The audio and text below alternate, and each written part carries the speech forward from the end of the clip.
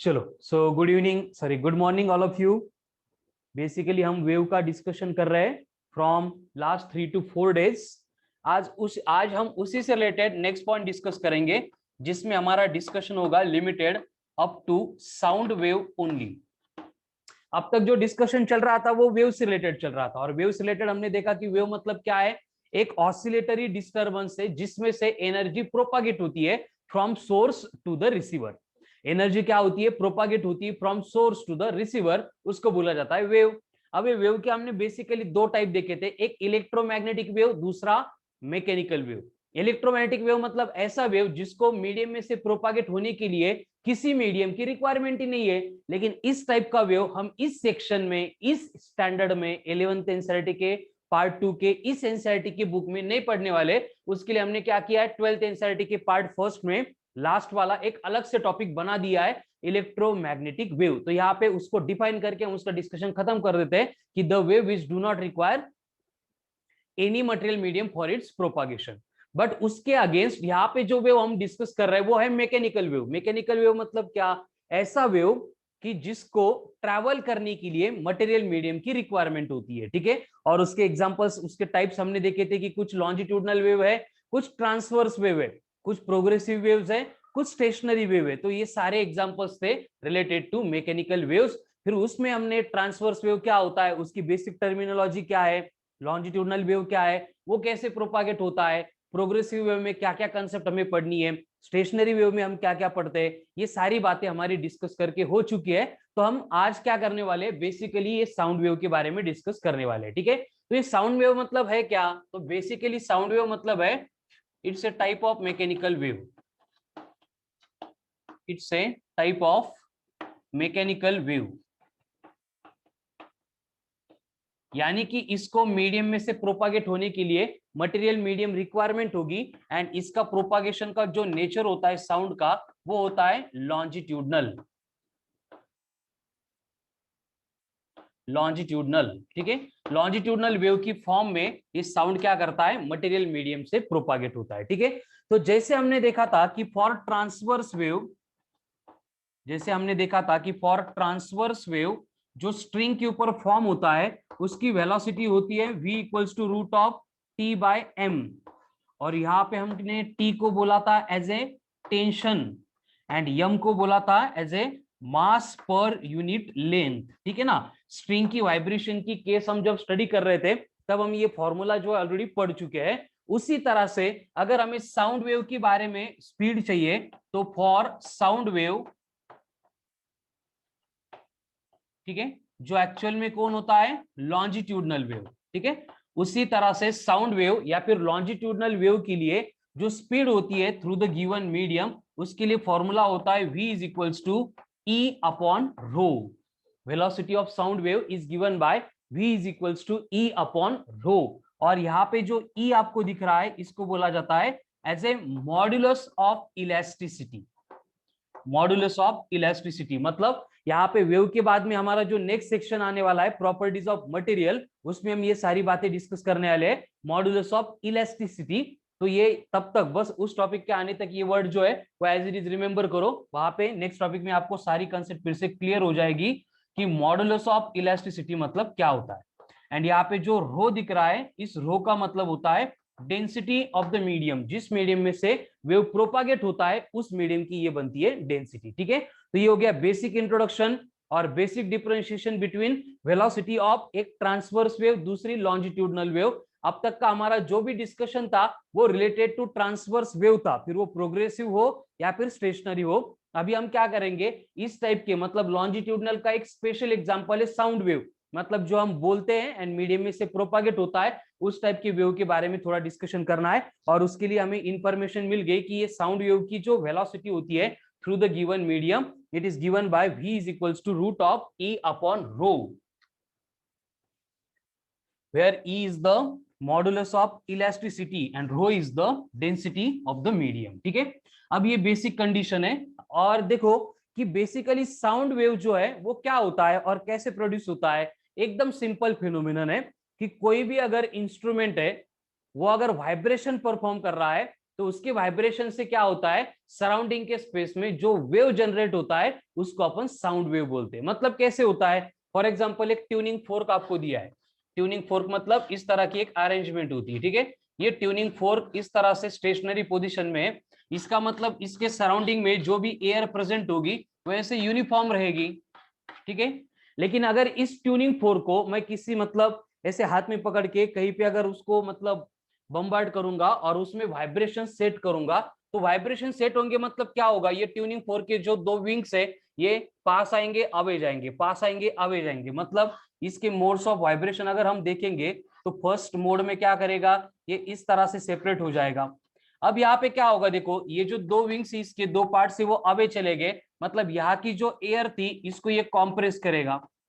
अब यहाँ की एयर कॉम्प्रेस हो गई, मतलब उसके बाद की जो एयर है वो रेयरफैक्ट होगी, एक्सपांड होगी, फिर बाद में जो एयर है वो कॉम्प्रेस होगी, फिर बाद में एयर उसका एक्सपेंशन होगा, एंड ये कॉम्प्रेशन एंड एक्सपेंशन ऐसे मीडियम में ट्रैवल करते रहेंगे। मतलब वहां पे क्या हो गया, साउंड वेव प्रोड्यूस हो गया, और वो प्रोड्यूस होने के बाद मीडियम में से ट्रैवल करने लगा, ठीक है। उसके बाद में सेकंड केस, जब ये क्लोज आएंगे एकदम, तो उस केस में क्या होगा,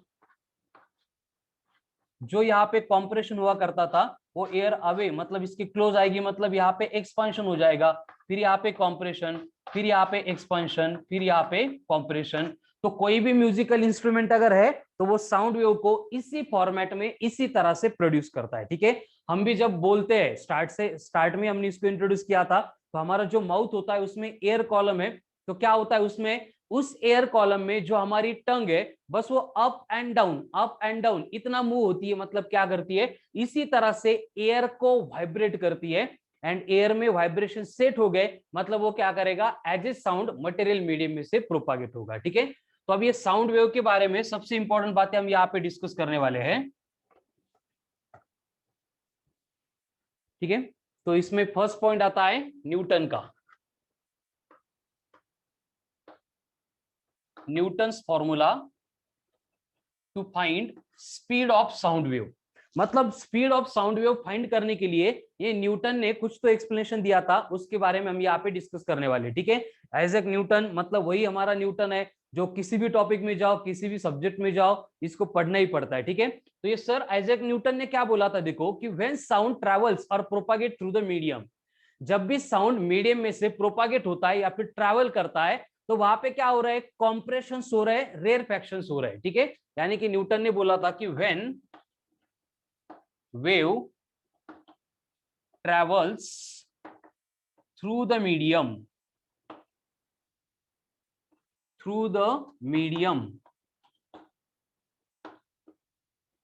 कॉम्प्रेशंस एंड एक्सपांशंस, उसको अपन रेयरफैक्शंस बोलते हैं, ठीक है। रेयरफैक्शंस ऑकर्स पीरियोडिकली, मतलब स्पेसिफिक टाइम इंटरवल के बाद में वहां पे क्या होते हैं, कॉम्प्रेशंस एंड रेयरफैक्शंस प्रोड्यूस होते हैं। तो यहाँ पे ये न्यूटन का बोलना ऐसे था कि ये कॉम्प्रेशंस एंड रेयरफैक्शन ये प्रोड्यूस होने की जो प्रोसेस है वो एकदम स्लो है, क्या है, एकदम स्लो है। So according to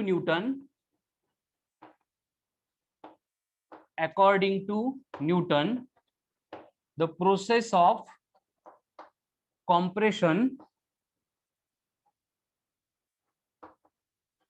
and expansion, rarefaction को एक्सपांशन भी बोला जाता है, process of compression and expansion is too small नहीं, too slow, so that heat generated at compression can be dissipated to the medium। बहुत इंपॉर्टेंट स्टेटमेंट है, देखो इसलिए पूरा लिख के दिया है कि न्यूटन क्या बोलता है कि जब भी साउंड वेव मीडियम में से ट्रैवल कर रहा है, तो वो ट्रैवल होते टाइम जो भी मीडियम में कॉम्प्रेशंस एंड रेयरफैक्शंस यानी एक्सपांशंस प्रोड्यूस होने वाले हैं, तो ये प्रोड्यूस होने की जो प्रोसेस है एकदम स्लो है, इतनी स्लो है कि कॉम्प्रेशन पे जो हीट प्रोड्यूस होती है एंड एक्सपांड होने के लिए जो भी हीट रिक्वायर्ड होती है, तो ये प्रोसेस स्लो होने की वजह से कंप्रेशन पे जो हीट प्रोड्यूस हुई थी वो सराउंडिंग के मीडियम को इजीली डिसिपेट हो जाती है, इजीली लिबरेट की जाती है, इजीली छोड़ दी जाती है। At the same time expansion पे जो भी हीट रिक्वायर्ड है, इसका एक कॉन्वर्स स्टेटमेंट होगा, वो मीडियम से ली जाएगी। मतलब स्लो प्रोसेस इसलिए the process is getting more and more time so that it can liberate heat और it can gain heat, that means it can exchange heat with the surrounding medium. अब यहाँ पे heat का exchange हो रहा है with the surrounding medium, ये Newton को बोलना था। और अगर इस तरह से सराउंडिंग के साथ में हीट का एक्सचेंज अगर होता है तो उस प्रोसेस में जो टेम्परेचर है वो सेम रहता है। ठीक है, टेम्परेचर है वो क्या रहता है, सेम रहता है। मतलब हम आगे लिख सकते हैं कि according to Newton, as heat is dissipated to the medium, it means the process of propagation of sound wave is, कौन सी प्रोसेस है, आइसोथर्मल प्रोसेस, आइसोथर्मल प्रोसेस। ठीक है, ये न्यूटन यहाँ पे एक्सप्लेन कर रहा है। ठीक है, आइसोथर्मल का मतलब क्या है, आइसो का मतलब सेम, थर्मल का मतलब टेम्परेचर सेम। ऐसी प्रोसेस जिसमें टेम्परेचर सेम होता है उसको बोला जाता है आइसोथर्मल प्रोसेस। तो न्यूटन एक्सप्लेन कर रहा है कि इस टाइप की प्रोसेस में हीट जनरेट हो रही है लेकिन एक्स्ट्रा की हीट सराउंडिंग को जा रही है, रिक्वायर्ड हीट सराउंडिंग से ली जा रही है। मतलब टेम्परेचर कांस्टेंट रखने के लिए ये हीट एक्सचेंज का पार्ट वहां पे होता है, यानी वहां पे जो प्रोसेस परफॉर्म होती है वो बन गई आइसोथर्मल प्रोसेस। आगे हम next topic properties of matter में पढ़ने वाले ये पॉइंट कि फॉर आइसोथर्मल प्रोसेस, ये जो मॉडुलस ऑफ इलास्टिसिटी है ये equal to pressure of the medium होता है। तो इस तरह से अगर मुझे वेलोसिटी ऑफ साउंड कैलकुलेट करनी है तो उसके लिए फॉर्मूला ई बाय रो था, ई को रिप्लेस करेंगे तो ये बनेगा पी बाय रो। ये एक्सप्रेशन बन गया जिसका यूज करके हम मीडियम में से ट्रैवल करने वाले साउंड वेव की स्पीड कैलकुलेट कर सकते हैं। तो यहाँ पे साउंड वेव की वेलोसिटी के लिए फॉर्मूला अकॉर्डिंग टू न्यूटन बन गया v equals to P by rho, where p का मतलब क्या है, प्रेशर। यहाँ पे जो p आपको दिख रहा है वो प्रेशर है। अब ये प्रेशर जो है हम कैलकुलेट करते हैं बाय यूजिंग मैनोमीटर, और ये मैनोमीटर में जो भी हम प्रेशर मेजर करते हैं उसके लिए फॉर्मूला होता है H इंटू डी इंटू जी। आगे नेक्स्ट टॉपिक जो होगा प्रॉपर्टीज ऑफ फ्लूइड, उसमें पहला ही पॉइंट आएगा प्रेशर। तो तब तक ये फॉर्मूला डायरेक्ट रिमेंबर करो, pressure is given by H into D into ji.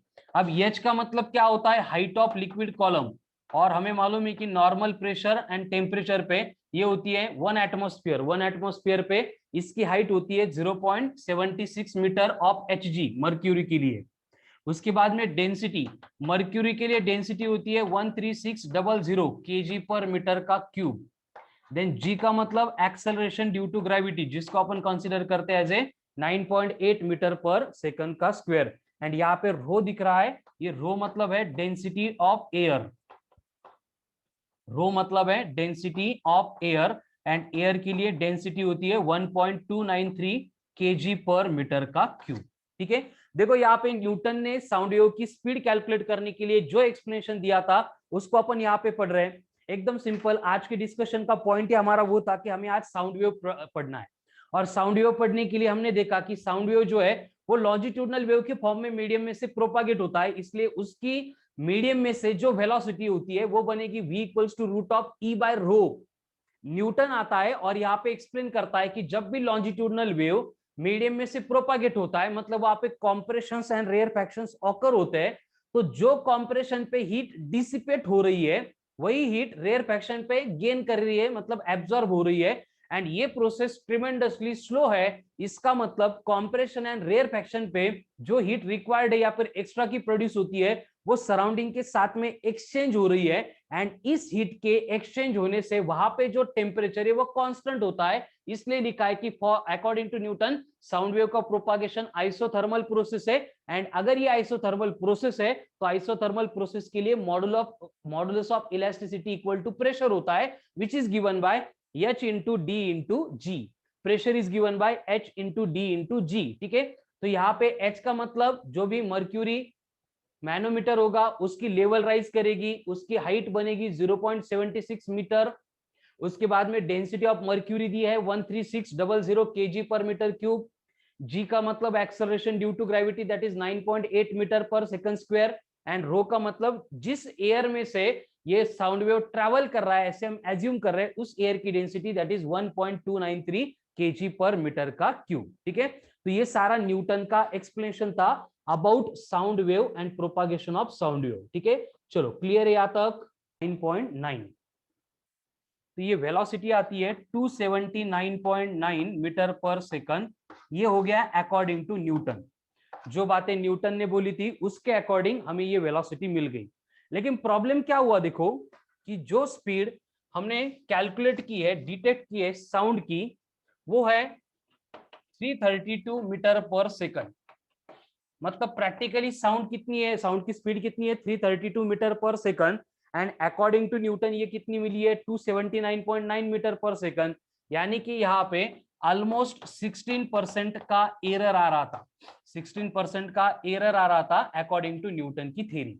Newton के थ्योरी के अकॉर्डिंग जो लाइट की साउंड की स्पीड मीडियम में से मिली थी वो गलत थी, और उसमें कितना एरर आ रहा था, 16%। ये प्रैक्टिकल डिटर्मिनेशन से हमें मालूम हो गया। ठीक है, इसका मतलब न्यूटन के थ्योरी में कुछ तो मतलब ऐसा पॉइंट था जो यहाँ पे मतलब एक्चुअल जो प्रैक्टिकल स्पीड है साउंड की उसके साथ डिफर कर रहा था। और ये क्या डिफर कर रहा था, इसको ओवरकम करने के लिए लैप्लस बोल के एक साइंटिस्ट है, वो आता है और वो छोटा सा करेक्शन कर देता है, जिसको हम कंसीडर करेंगे as a Laplace correction.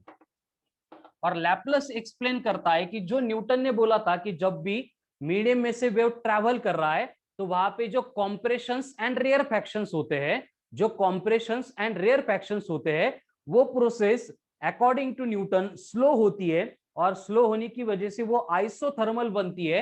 Laplace बोलता है कि कॉम्प्रेशन एंड रेयर फैक्शन ये ट्रिमेंडसली फास्ट प्रोसेस है, इतनी फास्ट है कि कॉम्प्रेशन पे जो हीट प्रोड्यूस हुई थी वो मीडियम में मतलब एक्सचेंज करने के लिए टाइम मिलता ही नहीं है। मतलब हीट जो है वो कांस्टेंट रहती है। हीट अगर कांस्टेंट रहती है, तो हीट कांस्टेंट अगर है तो उस टाइप के प्रोसेस को हम बोलते हैं एज ए एडियाबैटिक प्रोसेस। इसका मतलब लैप्लस ने बोला था कि वहां पे जो न्यूटन बोल रहा है कि propagation of sound wave is isothermal process, Laplace ने करेक्शन करके क्या बोला, वो आइसोथर्मल प्रोसेस नहीं है, वो क्या है, एडियाबैटिक प्रोसेस है।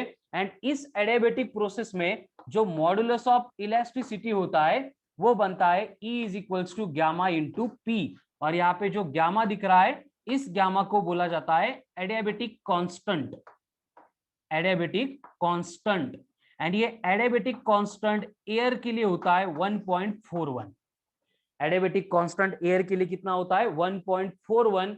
यानी कि अब वेलोसिटी ऑफ साउंड के लिए जो फॉर्मूला था gamma into P upon rho बनेगा, यानी कि ये बनेगा gamma into H into D into G upon rho. Now बाकी सारी वैल्यू सेम है, बस ये 1.41 स्क्वायर रूट में इसको मल्टीप्लाई करो और बोलो कितना आता है आंसर। ये लैप्लस का करेक्शन है, लैप्लस ने क्या चीजें चेंज करके बोली थी ये यहाँ पे एक्सप्लेन की गई है। ठीक है, चलो come on fast, I am waiting for next point आता है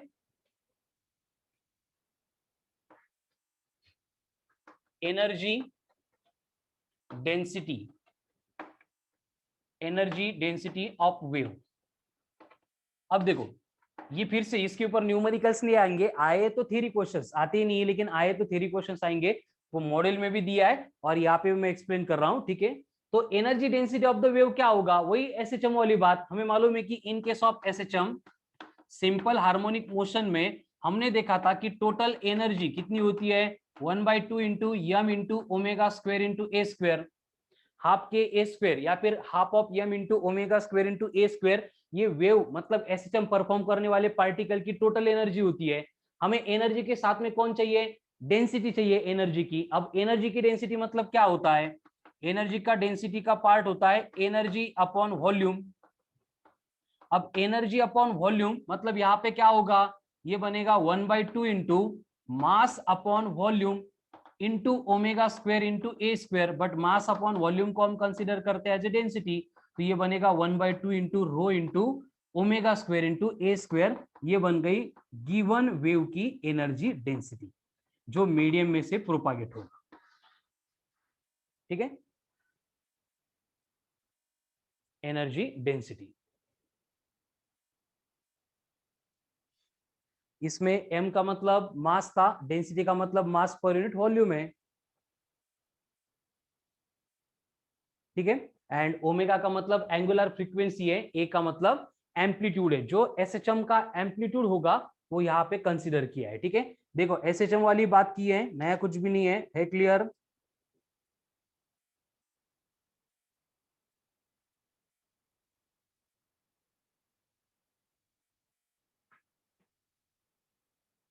उसके बाद में नेक्स्ट पॉइंट आता है एनर्जी डेंसिटी के बाद में पावर ऑफ वेव।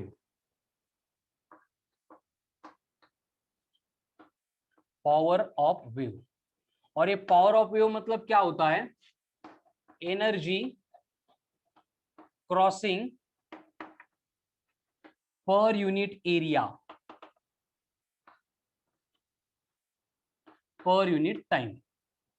ठीक है, उसको अपन क्या कर रहे हैं? पावर कंसीडर कर रहे हैं। मतलब यहाँ पे हमें जो एनर्जी डेंसिटी का फॉर्मूला मिला है वो पर यूनिट एरिया अगर कोई क्रॉस कर रही है तो उसी फॉर्मूले को मॉडिफाई करके हमें यहाँ पे पावर मिलने वाली है 1/2 into rho into omega square into A square. ये तो energy density as it is थी, अब ये क्रॉस हो रही है, मतलब इसकी वेलोसिटी होगी, तो इसकी वेलोसिटी हम कंसीडर करेंगे वेलोसिटी सॉरी यहाँ पे डिस्टेंस इंटू एरिया, मतलब वॉल्यूम से मल्टीप्लाई करना पड़ेगा। मतलब यहाँ पे हम कंसीडर करेंगे एस इंटू ए, ये बन गई पावर। जहां पे ये ए को अपन क्या एरिया यहाँ पे ले लिया है। ठीक है, इसको एक्स कंसीडर करते हैं। ठीक है, एस का मतलब डिस्टेंस, कितने डिस्टेंस उसने ट्रैवल किया है, एंड एक्स का मतलब एरिया, मतलब इस एरिया में से क्रॉस होने वाली energy density that is nothing but the power of wave. And एक बार पावर मिल गई, पावर के बाद में इंटेंसिटी आती है, एंड इंटेंसिटी का फॉर्मूला होता है power of the wave divided by area. तो यहाँ पे पावर मालूम थी, उसको बस एरिया से डिवाइड करेंगे तो यहाँ पे एक्स नहीं रहेगा, मतलब ये इंटेंसिटी के लिए फॉर्मूला मिलेगा 1/2 इंटू रो इंटू ओमेगा का स्क्वायर इंटू ए का स्क्वायर इंटू कितने डिस्टेंस तक ये ट्रैवल कर रही है, मतलब एस। ठीक है, इनके ऊपर न्यूमेरिकल्स नहीं आएंगे, थ्योरी क्वेश्चन सॉल्व करने के लिए ये डेटा जो है वो आपको याद रखना है। ठीक है, so this is all about energy density, power and intensity. तो आज हमने जो है सिर्फ और सिर्फ साउंड वेव के बारे में डिस्कस किया है, और कल के लेक्चर में जो पॉइंट्स बचे हैं वो इतने कुछ खास एग्जाम पॉइंट ऑफ व्यू से इंपॉर्टेंट नहीं है, जिसमें हम